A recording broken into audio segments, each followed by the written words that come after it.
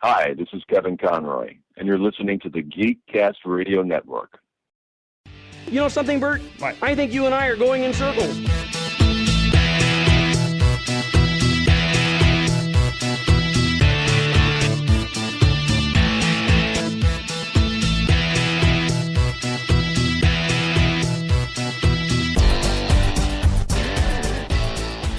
Hello, and welcome to Talking in Circles, brought to you by the Geekcast Radio Network, a brand new podcast for you all out there. I am one of your hosts, Dan, and this is a brand new podcast, obviously, and with that, actually, we have two very new additions to Geekcast Radio, two really great friends of mine. Before we get into what Talking in Circles is going to be exactly, I just thought we'd introduce them to everyone out there. So, starting things off, Chuck, why don't you introduce yourself to all the lovely listeners out there in cyberspace? How's it going? My name is Chuck. I'm from Pennsylvania. I'm a big movie fan, big comic fan, TV shows, and anything to do with comics. Love sports too, football, basketball, so all that good stuff. Go Bulls, right? Oh, yeah. Dolphins, Bulls. Maybe not this season. But yeah, Chuck and I go way back to like second grade. It's craziness. We've been friends for a very long time. So I'm glad to have him aboard. And also joining us, another great friend of mine. You call him Greg. We call him Gregler. How's it going, man? Pretty good. I still do not like that nickname. Which is why we use it so much. But I feel like some kind of weird pedophile or something else, like a serial killer or something like that. You sure it's a nickname? What exactly, do you feel like gets you into the whole geek culture and whatnot? A lot of comic book reading. I read a lot of regular novels. Anything science fiction is right up my alley. Love movies if it has anything to do with science fiction. Horror. B-rated horror movies, I think, are amazing. And TV shows, anything really to do with science fiction, I am really into. I'm not as into sports as much as Chuck. I mostly just watch football for the most part. Big Vikings fan. Love Adrian Peterson. He's kind of what got me into the kick of liking the Vikings. Well, he is the Vikings. Yeah, pretty much. Unless they could get a quarterback this season, but maybe if they're lucky. I'm not getting my hopes up that they're going to do good on that. The idea is like there's a lot of podcasts out there, but of course we want to make sure we add our own. It's only fair.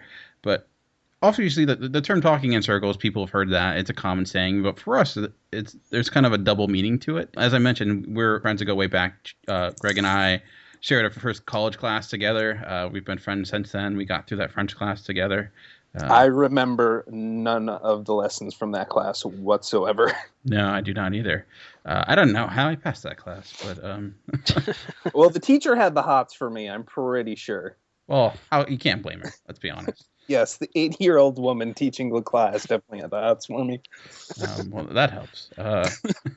But yeah, so Greg and Chuck are both located in good old around Scranton, PA, where I'm originally from as well, but I've moved down to Baltimore for a little bit of warmer weather, though not this week. But growing up, one thing we tended to do, one thing that was a common thread, no matter what we did, if we went bowling, I went to watch a movie or whatever, go to Denny's, which was a common pastime, we would end up in the parking lot, standing in a circle, just kind of shooting the stuff left and right.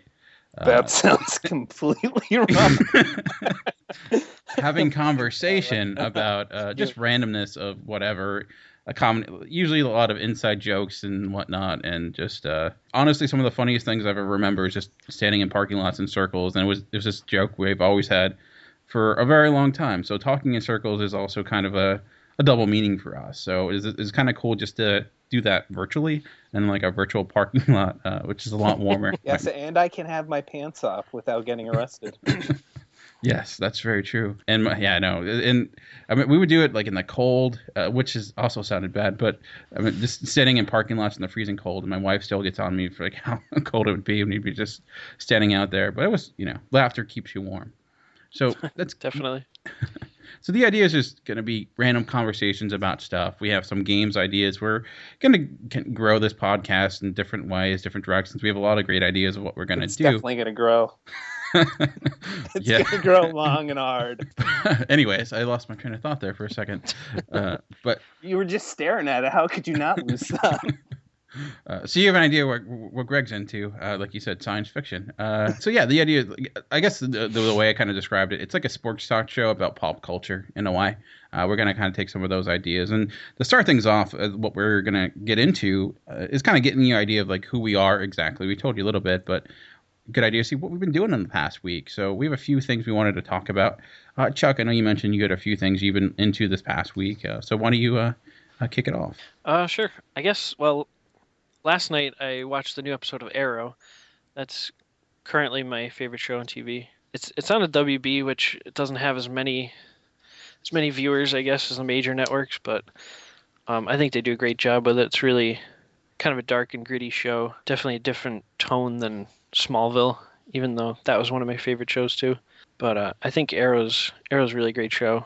It's in its second season now. I've been missed an episode yet. I haven't got into it yet. It's on Netflix now. I just need to kind of bite the bullet and start it. Yeah, I don't miss an episode. I have to watch it.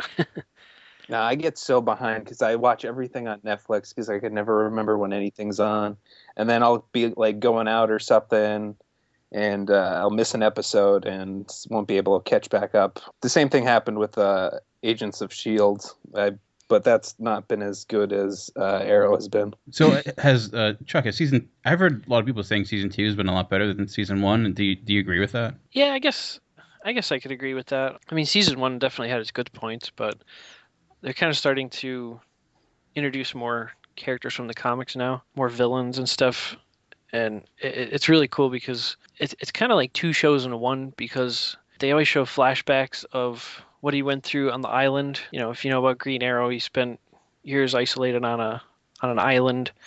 And in the TV show, they kind of have flashbacks every episode and explain things, but then they also have things going on in the present. And they're really developing the relationship he had with Slade, which is Deathstroke from the comics. And he's kind of starting to turn bad now, so it's really getting interesting. All right, Chuck, besides Arrow, what else have you been up to lately? Actually, I've been watching an old show by the name of John Doe. I don't know if you guys have ever heard of that. I've heard. It sounds really old. It's actually from, I think, around 2002, 2003. I think it was on Fox, but I couldn't find it. I couldn't find it on Netflix. Couldn't find a DVD set anywhere on Amazon, but I ended up finding some episodes on YouTube, and I think that's a really, really cool show. I remember watching it back in the day, but it's like this guy that wakes up and doesn't know who he is, but he knows everything else. He's kind of like a savant. He just knows every fact like ever made, and he knows like every kind of math and just everything. And so it's Rain Man. Yeah, except not as socially awkward. Oh, okay. But it's actually stars Dominic Purcell, who played Dracula in Blade Trinity. Okay, the guy from Prison Break. Yeah. Actually, he started filming Prison Break right after this, and this show was canceled after one season, which kind of sucked. But yeah, I would definitely recommend checking that show out. I think it's pretty cool. I don't think I've ever heard of that, so that's really interesting. Yeah, it's definitely worth a watch. I mean, if you watch the pilot episode, I think you'll be hooked. It's but then you have one season and then be left hanging. Did it end in a cliffhanger or anything like that, or I'm actually only 2 episodes in, Okay. But I have heard that it leaves you on a cliffhanger. But definitely check it out. It's called John Doe. All right. Anything else? No, I think that's about it. All right, Greg. How about yourself? What have you been up to recently? Well, I think I hit upon one of your favorite things. I think you've, from what I've heard, been listening to a lot of documentaries on Netflix. Yes, I'm a sucker for good doc. Yeah, I feel like I'm running out of them, but I found a really good one today. I think they just added it, maybe. It's Drew Struzan, the man behind the poster. Oh yes, I've heard good things about that. It was very good. It's about the guy who does a majority of the poster artwork over in Hollywood. He's done stuff for Star Wars franchise, Back to the Future, Blade Runner, Big Trouble in Little China. One of my favorite movies from back in the day, Batteries Not Included. Nice. I love that one.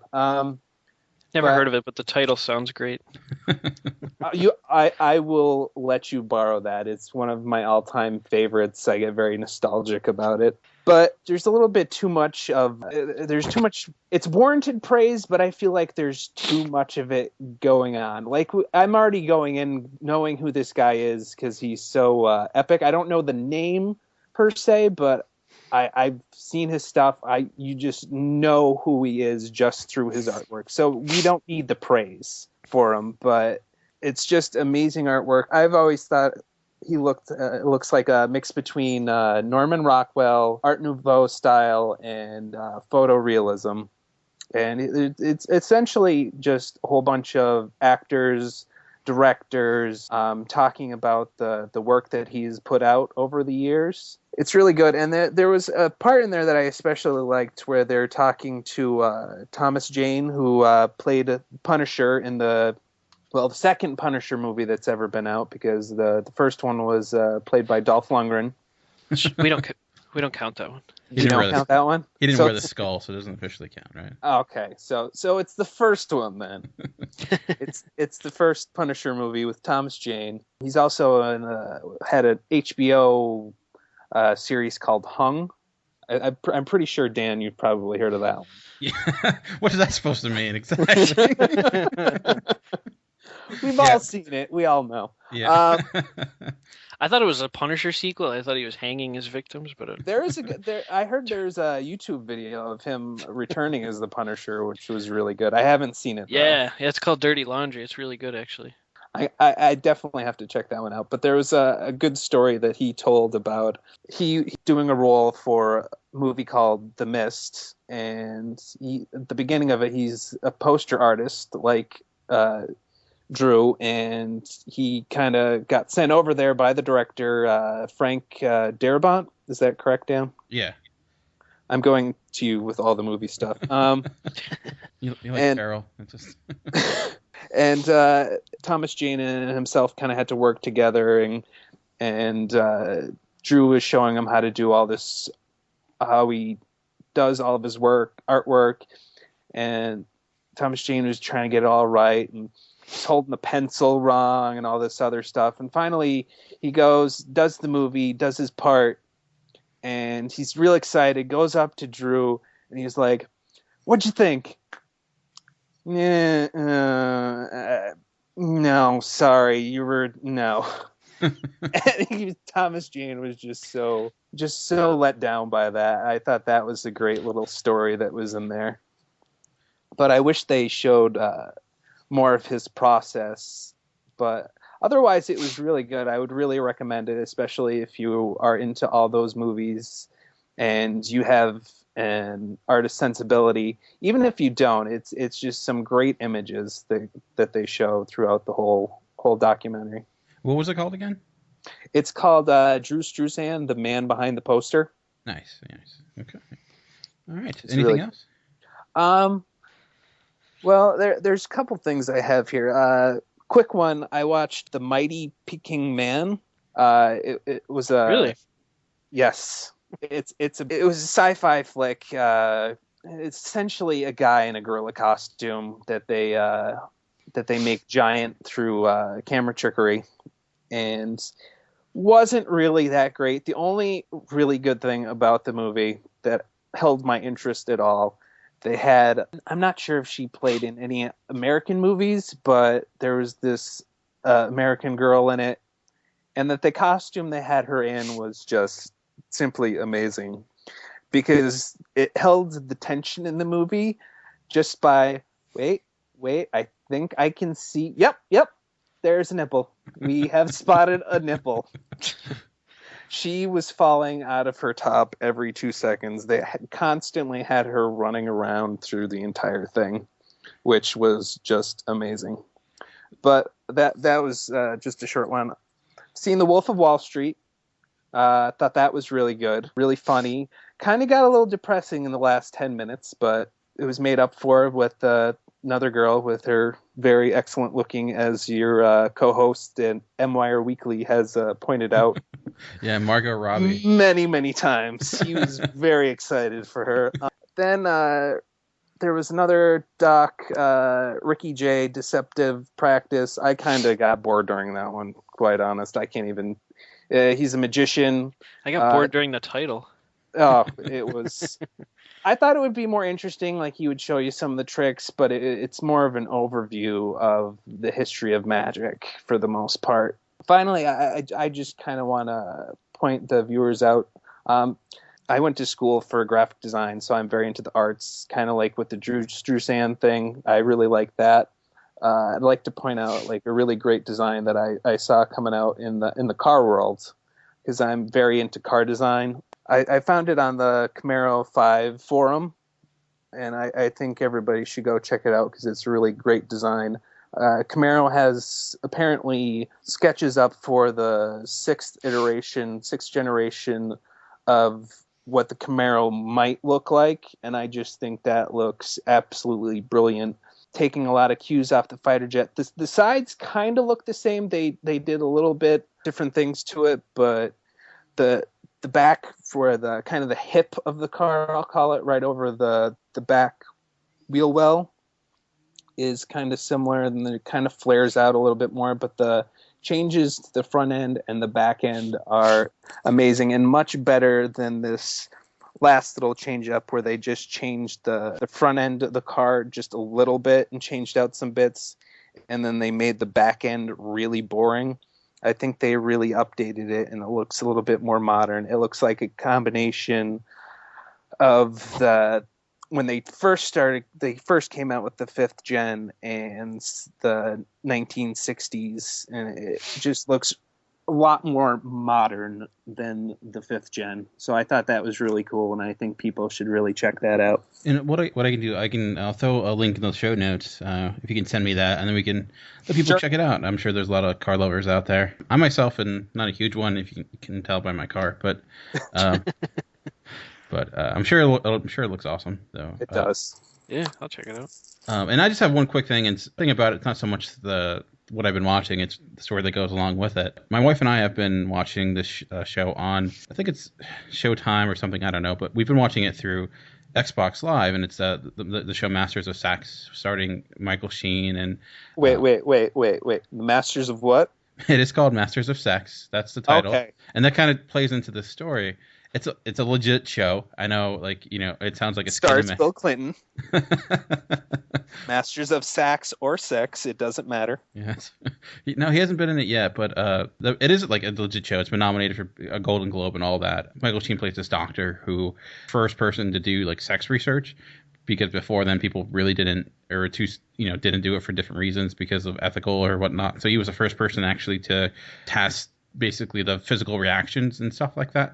And it kind of gets into that little old lady that's like very British and proper and looks like a grandma. I thought that was the first person that started researching sex.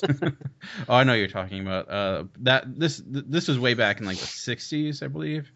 She was still around then, Dan. Come on. Yeah, I mean, she was, but this is more like the physical stuff. I'm pretty sure it's factual, but anyway, it's a pretty good show. It kind of reminds me of like Mad Men with less style but more nudity. But I'm in. But what's funny about it, because you talked about the title Master of Sex. Well, I watch it through Xbox Live because it's through like the Xfinity app. Mm-hmm. And with Xbox Live, you can kind of see what other people are watching, at least in some instances. So all your friends think you're creepy now. Well, no, it's worse than that. My wife has a younger brother. He's about 13 years old or so, and we're friends with him on Xbox. Oh, God, this can't end well. So we're watching the show, and I get a message. I'm like, why do I have a message? And I get it, and it's from him. He's like, it tells you what you're watching, right? So I'm like, and we're like, well, we got nothing. Because it's like, he's like, you can see we're watching some show called Masters of Sex, and it's gonna look bad. It's like, there's like, well, no, it's an actual real show, but it's not. It's just like, there's like nothing we can do. So it just put us in a very precarious situation. So it was just kind of like, yeah, I didn't. Carol's like, they can see what we're watching. I'm like, I don't go on Xbox Live really to play people. Like, my Xbox is more of a streaming device. But yeah, we found out the hard way. So the reason we became friends with him was to try to watch him and do what he does, but it ended up backfiring. So there you go. But so yeah, Nice. be careful what you're watching because you never know who's watching. Now you have to explain it to the kid. Yeah, but yeah, so that's what I've been watching. It's about people that are really good at determining whether someone's a boy or girl. That's all it is. Yes, yeah, that's a good. You know what? I'm going to use that line. But yeah, we're going to take a break right now, and when we come back, we actually have a few games to play, so hopefully you'll enjoy those. So you hear a quick ad, and we come back. We have a little bit of fact and fiction for you. We'll see you in a bit. So let's say you're looking for a podcast of your favorite 80s comic books, G.I. Joe, Transformers, Ninja Turtles, He-Man, etc. Where are you going to go to find us?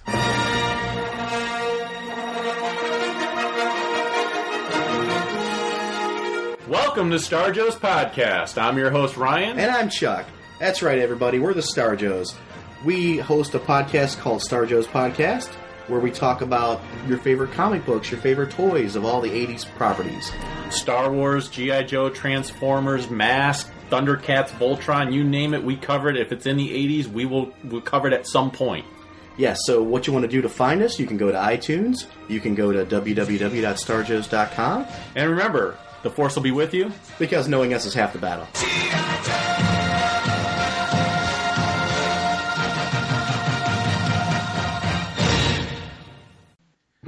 All right, and welcome back to Talking in Circles. We have a little bit of a fact or fiction for you, and how this works, I'm going to give Chuck or Greg a statement, and they're going to tell me if that statement is in fact, or if it is completely false and it's fiction. So it'll be a little bit interesting. These statements kind of range in a variety of topics, so it'll be a little bit of fun here. We'll see how it goes. Chuck, I'll start with you.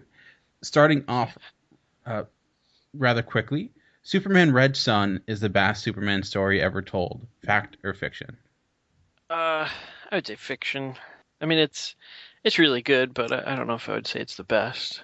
What would you say would be the best? No, that's kind of putting you on the spot. Yeah. Fiction. None of them are. I'm going to get a whole bunch of crap for that, but I do not like Superman.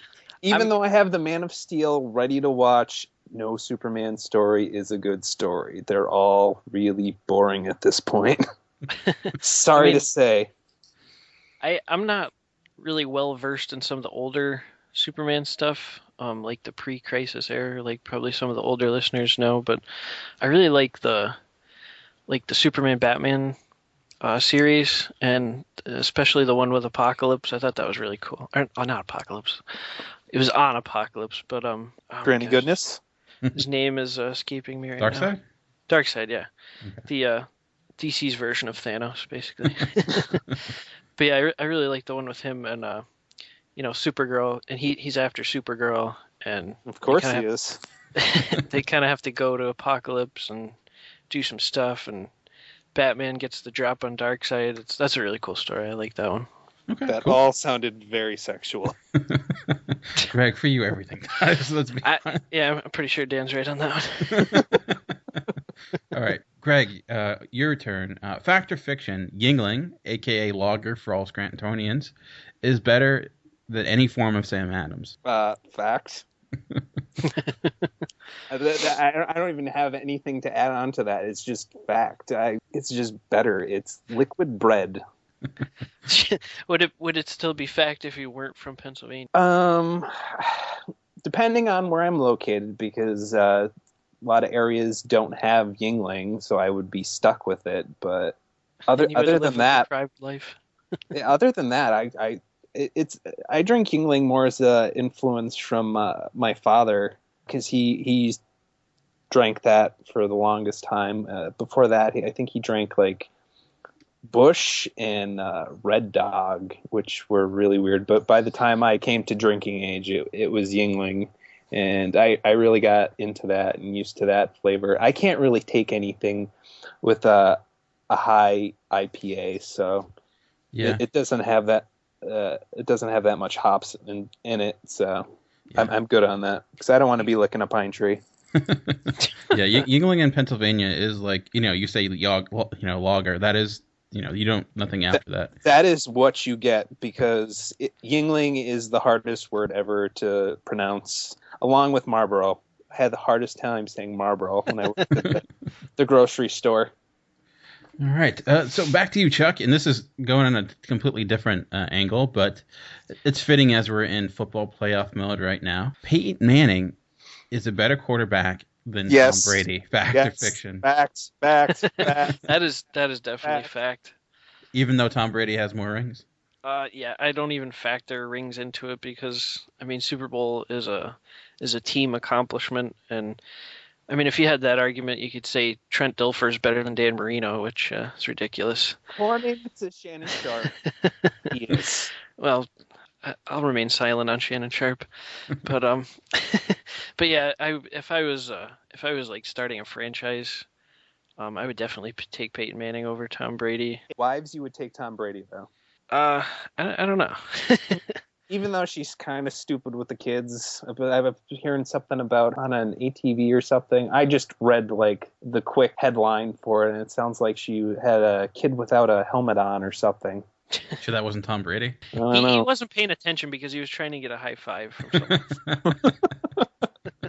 All right, Greg, back to you. On the book front, Monster Island is better than World War Z. Fact or fiction? Oh God, that one's. If you're going for a true zombie like story, World War Z is better. But if you're going for something a little bit different, I would definitely go Monster Island. It has an interesting twist and an interesting take on zombie lore that I really enjoyed. But if you're going straight zombie, I would go World War Z. I'm not sure if that makes it fact or fiction because I forget the order at this point. But It would make it fact. Both of them are great books, and I recommend both of them. I've been telling a lot of friends to pick up Monster Island and the rest of the series too. And that's available online, I think, for free, correct? I have no idea if it's free online. I think because I read it online. Did you? You recommended it to me, and I ended up reading it. Yeah, I would agree. It's a little bit different of a take on zombies, but if you're into zombies and you want something different, yeah, if you're into zombies, definitely pick that up. If you're more into science fiction and getting kind of tired of zombies, I'd pick up Monster Island. But I've been recommending that one for years now, and the author of that book, the Penn State grad, so that would be right up Chuck's alley, I think, as a Penn State grad. Nice. All right, Chuck, back to you. It's interesting because we talked about this a little bit earlier, but it's fitting. Arrow is already better than Smallville. Fact or fiction? Oh, you're killing me. Boy, I'm going to say fiction. I just think Arrow's not established well enough yet. If it goes several more seasons and it keeps up the way it's going, then I'm probably going to have to say fact. But, I mean, right now, Smallville ran for 10 seasons. It's really kind of... I got a soft spot in my heart for Smallville, and especially, like, Superman's more of a favorite character of mine than Green Arrow, so I enjoyed seeing all the little details of Superman's life and how he grew up and stuff. I really enjoyed that.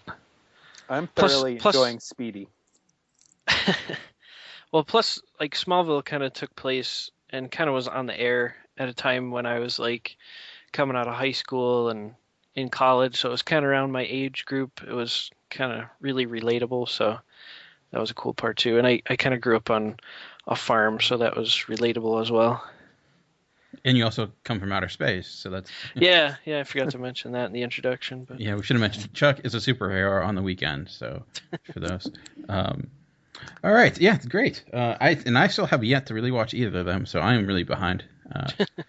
Greg, I'm kind of interested in this one because we briefly talked about this previously, but Liam Neeson is this generation's Charles Bronson. Fact or fiction? Dead silence, crickets. I don't know. I've watched a lot of Charles Bronson's Death Wish because my father loves those movies and he has them on DVD. I haven't seen any of Charles Bronson's other stuff, so Okay. You might have been about- I don't feel really qualified to answer that one. Okay. If Death Wish was really good, it's a Punisher style, so I'd recommend watching that. And I do enjoy Liam Neeson a lot. I think he's really great. Is Death Wish the one where he put the guy on the rotating plastic wrap thing when he was like interrogating him? My memory is awful. I don't know. So. He was in this. I don't know. It was this Charles Bronson movie, and he was in a warehouse, and there was this plastic wrapping machine, and he was trying to get the guy to talk, and he put him in there, and he was getting wrapped in plastic, and he couldn't breathe, and he finally caved, and he ripped the plastic. So It that he probably could is talk, like 8 Death Wish movies, so it's probably one of them. Yeah. It probably is one of them. There's like a billion of those, and he does a lot of torture type stuff. My favorite is when the one guy, he has a trap set up. It's essentially a mouse trap. The guy opens the window and a nail like goes through him. Like a board comes flying up as soon as he opens the window, and he gets a nail into him. And then he yells, "Nailed it!" Catchphrase. All right, Chuck, back to you. Fact or fiction? Andrew Garfield is a better Spider-Man than Tobey Maguire. Fact. He is a better Spider-Man, but he is not a better Peter Parker, in my opinion. Yeah, I think he just looks like Spider-Man. He's like so lanky and Yeah. Yes. I mean, I love how he wisecracks while he's fighting a villain. In the first Amazing Spider-Man, I thought that was something that they left out of the Tobey Maguire movies a little bit. I mean, they kind of... I think they tried to do it, but it was just kind of hokey. They tried to, yeah. But I think Andrew Garfield was better at it. It was more like... It reminded me more of the comics, you know? Like that's one of Spider-Man's strengths, is he distracts his enemies with his banter. So I thought Andrew Garfield was good at that, but his Peter Parker was a little weird because, I don't know, it didn't really remind me of the comics as much, but that's just me, I guess. yeah. I mean, have you read the Ultimate Spider-Man at all? No, I haven't. I actually have like the first huge volume of it. You might actually like it. It's interesting. It does fall a little bit more in line with that Peter Parker. He's a little more, I guess, emotional, like emo, Yeah. if you would. Kind of like cocky. Does he have an attitude, kind of? Yeah, I think he's more. He's a little more less reserved, I would say, than the other Peter Parker. But I haven't read a huge amount of it. I've only read like a small bit. But I picked that up back when we went to New York Comic Con back in the day. Got stuck in an elevator. Yes, we got stuck in an elevator. Greg, back to you. Curious to hear your thoughts on this one, because I don't know if I know that or not. But fact or fiction? The creatures in 28 Days Later are zombies. Fact or fiction? 28 Days Later? They're not zombies, because that is definitely a vampire flick. I think what you're looking for is I Am Legend. Because in I Am Legend they have they're supposed to be zombies, but they act very much like vampires, being afraid of the light and all that kind of stuff. I know in 28 Days Later they're like the infected or whatnot, the ones that the Danny Boyle movie in England. Oh, that one. I was thinking of what's the one? 30 Days of Night. Yeah, I was thinking you were talking about 30 Days a Night, but 28 Days Later, they're definitely zombies, I believe. Okay. So I think that's a fact. I Am Legend, they're vampires, not zombies. They're supposed to be zombies, but they're vampires. If in 30 Days of Night, they're vampires. The best thing I remember about I Am Legend is driving the red Mustang through an empty New York City. That would be awesome. Yes. And having that dog. That's an awesome dog. Yeah. No, the dog thing killed me. It's something about dogs dying. Spoiler alert, but I don't know. It's sad. All right, Chuck. This one's a little bit of a fun one, so don't feel bad if you don't have a direct response. But figure it's. But fact or fiction? She has lost that loving feeling. And fact. Now it's gone. Fact, because they state it several times in the song. And I hate it when she does that. Let me just add that I hope that they never remake or reboot Top Gun because they could never touch the original. Man, Tom Cruise needs a job, Well, yeah. All right, just a couple more here. Let me get a good one for you, Greg. I've been answering Chuck's way better than I have been answering my own. I think it's mine. I'm giving you bad ones. So, here we go. How Did This Get Made is the best podcast going today. Oh, that is fact. I love that one. I love Jason Mantzoukas. I love him on the league. I love him on the podcast. It's just so freaking funny. And for those that don't know, How Did This Get Made is Paul Scheer's podcast about really bad movies, and they talk about them. And it's, if you haven't listened to it, listen to it because it's hilarious. Oh, do they talk about Birdemic? They have. Yes, they do. Nice. Yes, they do. The Birdemic episode is a great one, and so is the one where they talk about Howard the Duck. And any live episode is awesome. Jason Mantzoukas gets totally unrestrained and just does whatever. I don't know if you listened to the last one, but the last one I did the classic Jack Frost movie. Yes, I did watch that one. And there is a specific moment about when they give second opinions, and it was I was listening to it at work. And I had to They stop were it. really depressing.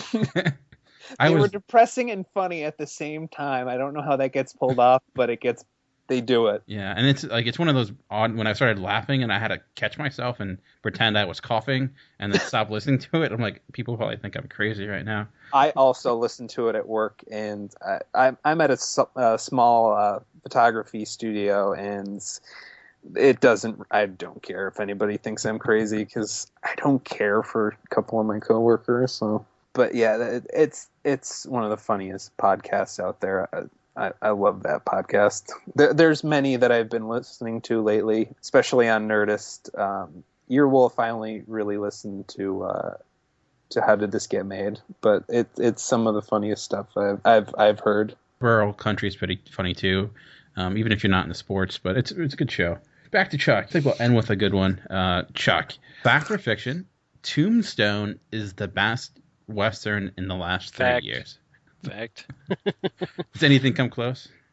No, not even close for me. I don't know.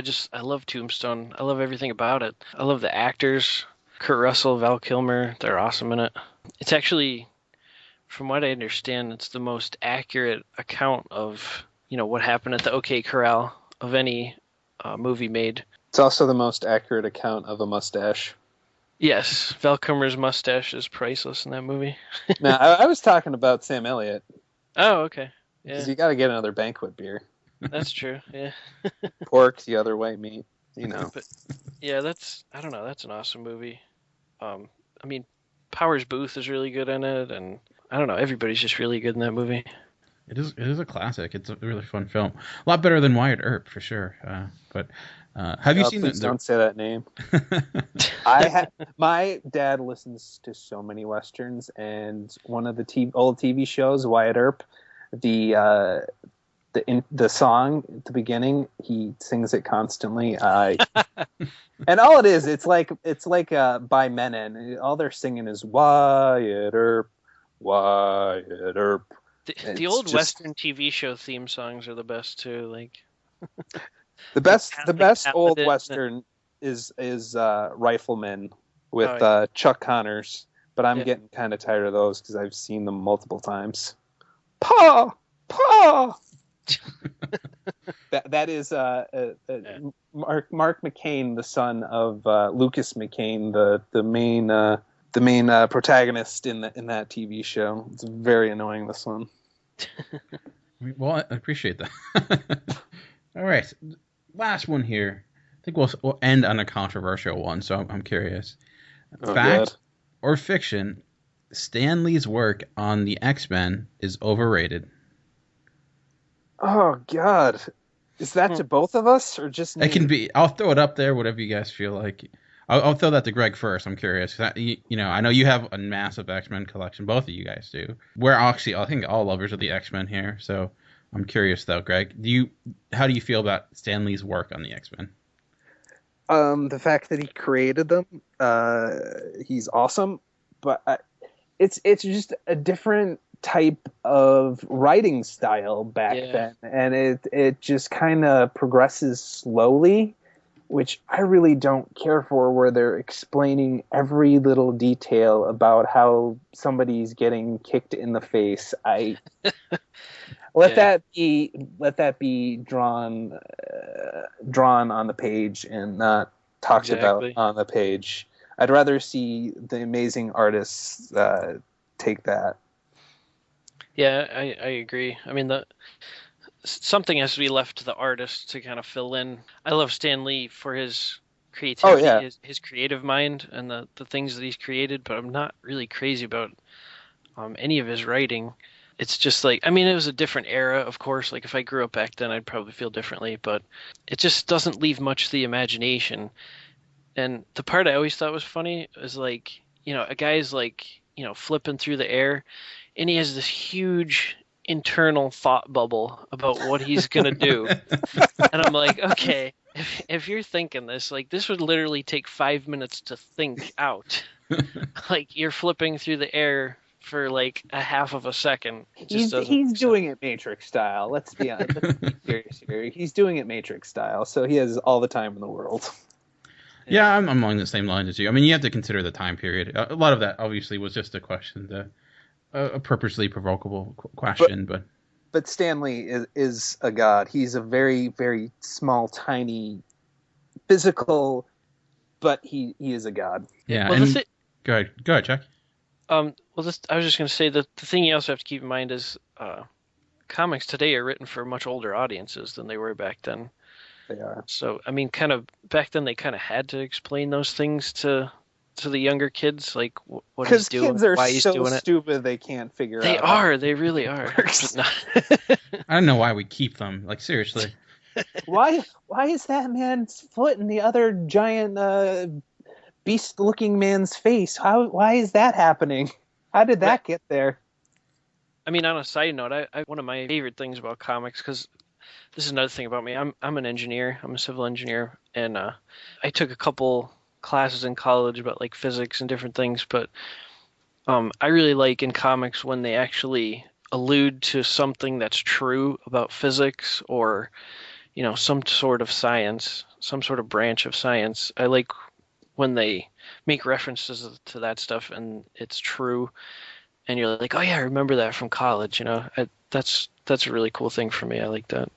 Yeah, I remember going on, like, was it Marvel Database and just researching all the history of and all the science behind all the different powers and whatnot. It's interesting how really in depth they get with some of that stuff. Yeah, they actually do their homework pretty well. Like, a lot of the stuff they're dead on. And I know Neil deGrasse Tyson, like the famous physicist, I believe. I think he's a physicist. I'm not sure. But yeah. Pluto's a planet. I remember he did a lot of breakdowns of, like, Hulk strength and, like, how much Thor's hammer would actually weigh, and it's interesting, like, how that's the thing I think I like about Marvel over DC is, like, there's more science based to it, and it's not, there's more of a justification, even if it might be far fetched into what they do. But and if you're, I mean, this is going to the extreme side, but if you're really into, like, the science and physics aspect of comics, there's a great book that I have, actually. It's called Physics of Superheroes by James Kakalios, and that he's actually a physics professor, and he uses this book to teach his physics class in college, which I really wish that was at my college when I was in college. But he actually uses it to teach his lessons and stuff, and some of the chapters, like, in there are pretty cool. Like, he covers, you know, Spider-Man, Ant-Man, Flash, Superman. Like, it's pretty cool. Awesome. So yeah, that's Fact or Fiction. We'll be doing some of those games, different. We have tons of ideas. Floodgates have just opened, basically. And if you have any certain suggestions, games, anything you'd like us to talk about, let us know. Actually, I just created an email for Talking in Circles. It's talkingincircles@live.com. It was the only email that still had that domain open, so I had to search for it pretty hard. But so it's talkingincircles@live.com. You can also leave a comment section on the episode post, which will be on geekcastradio.com. So how we're going to finish this episode, well, we come up with a few ideas, and figure we'll end with, like, an editorial each episode, something that's on one of our minds, something we want to talk about And Greg actually came up with this idea, and he has a specific person in mind he would like to, write a letter to, and that, of course, is the infamous Brian Michael Bendis, the kind of the man in the Marvel world right now for a lot of different reasons. And I know, Greg, you have certain opinions on him and his work, and I think you'd like to basically. We know he's listening. We all go way back. He's definitely listening. Do you bring it over to you, and you can kind of go over your letter, Brian Michael Bendis. All right. So, I have something written here. I'm not sure if I'm gonna keep with what I have here, but I'll see what we got. To Marvel comic writer Brian Michael Bendis. Thank you. First off, I want you to know that I went to college for my BFA, Bachelor's in Fine Arts. With that in mind, I have learned an important lesson when I critique. That lesson is you should always start off with some positives. I also don't want to sound like a dick. Not that I haven't already, but fact of the matter is, I think you're a good writer with some great ideas. The thing is, I only have 1 or 2 issues with your writing. The first issue I have just happened in your last big event, X-Men Battle of the Atom. It started out so amazingly awesome with Stan Lee's X-Men being brought into the ranks of the current X-Men. That was a stroke of genius, Mr. Bendis. No matter the fans' age, you had someone there for them. We got to see where these characters came from and how far they have come, or even how far they have fallen. It just left so many great possibilities and really high expectations for more awesomeness. There's also too much of a good thing, though. Bringing the past X-Men to present, awesome. Pour in some future X-Men, okay. That seems like a lot of characters, but I think I can keep up. Throw in even more future X-Men and time traveling with part of never being resolved. Maybe you'll write that in the future, please. And now I'm just confused. I don't consider myself stupid, but 5 groups of X-Men is just overkill. It would have been helpful to have caption boxes to keep some things straight, but I never got such help. They actually had those in a couple issues not that long ago. They'd have, this is this person, Iceman, throws snowballs, that kind of stuff. Okay. My Do they have strong ice power? My brain overheating does not lead to enjoyable reading.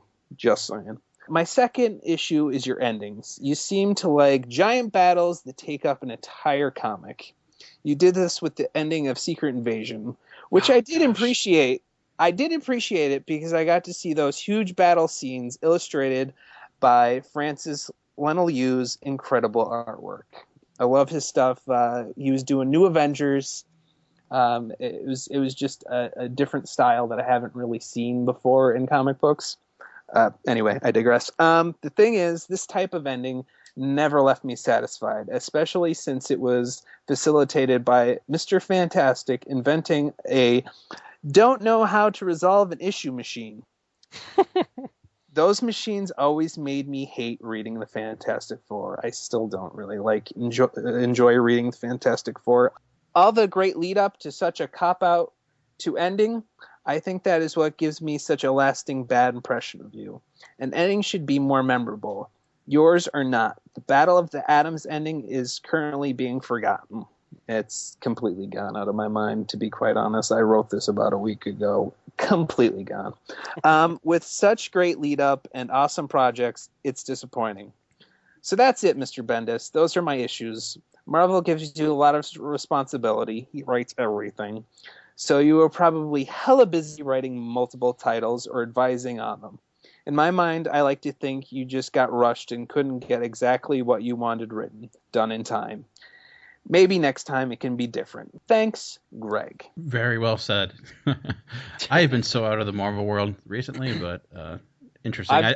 I've just been keeping up on the X-Men, to be quite honest. And as soon as I switched over to just reading X-Men, Guess who was there? Brian Michael Bendis. Hello. But I could not agree more with the ending of Secret Invasion. That was Oh yeah, I was just gonna say that. that was a huge letdown. The Fix It All machine is perfect because that's basically what happened. It's like I feel like that's every time I read Fantastic Four, it's Mr. Fantastic is like, oh, and here's a machine resolved. He is Mr. Fix It, but yeah. So Bendis, we know where you're listening, so we'd love your appreciation. And Greg gave I think a lot of good pointers there, so we'd appreciate next time you come out and you can improve. There's some good there, but there's room for improvement for sure. I would like to hear also. I love to hear if the listeners have somebody that they would like to write a letter to. I think that would be great if we could have some of their thoughts on the issue. Yeah, that would be not on specifically Brian Michael Bendis, but on anybody else that they really want to write an open letter to. Yeah, and it could be positive too. So yeah. I try to have a little bit of positive in there. I do think his start off ideas, especially for X-Men Battle of the Atom, were awesome. Bringing the old X-Men into the new universe, like I said, I thought that was really great. You were going to say something? I was just going to say, somebody write to Joseph Quesada and tell him to stop screwing up Marvel. That might be. You might need a novel on that one. It seemed like when he took over, like everything changed from what I liked. So. Yeah. All right. So, anything else before we bring this episode, this pilot inaugural, this moment in history to an end? I just wanted to bring up a little sports note. This weekend is the AFC and NFC championship games in the NFL playoffs. I just want to get your guys' thoughts on the winners and who's going to be in the Super Bowl. We have the Patriots and the Broncos and the Seahawks and the Niners.